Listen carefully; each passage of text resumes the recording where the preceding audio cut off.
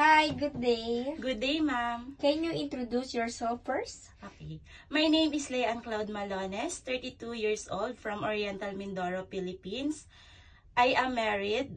I have one kid, and I have 7 brothers, 2 sisters, and I am the 9th children in the family. Oh.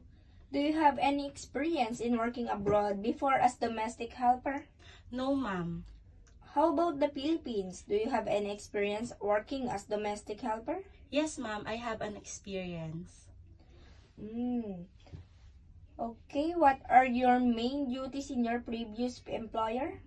Okay, my main duties in my employer before are cleaning the house, cooking, laundry, wash the dishes, and taking care of pet. Oh, why did you choose to work in Hong Kong?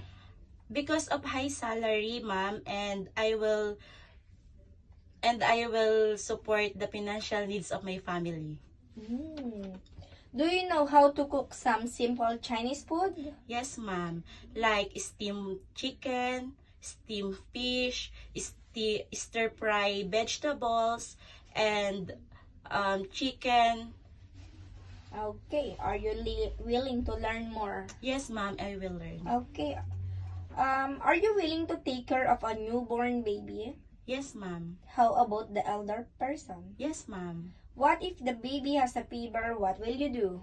I will check her temperature, and then I will tell to my employer, and I will follow her instructions. What can you teach to your employer's children?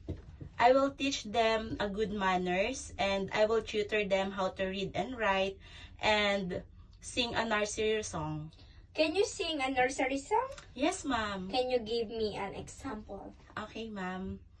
Row, row, row your boat gently down the stream. Merrily, merrily, merrily, merrily, life is like a dream. Oh, that's great. What kind of employer are you looking for?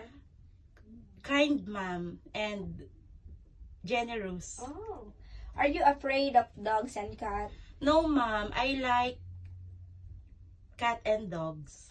What can you say about yourself? How about your attitude?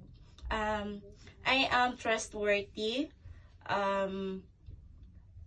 flexible, and hardworking, ma'am. Okay, can you give a short message to your future employer so that they will hire you?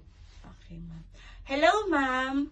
I hope that you will choose me as your helper in your family. I promise, ma'am, that I am hardworking person, and I will do all my very best to do my duties and responsibilities, and I will always follow your instructions, and I promise that I love and care your family, and especially if you have kid. And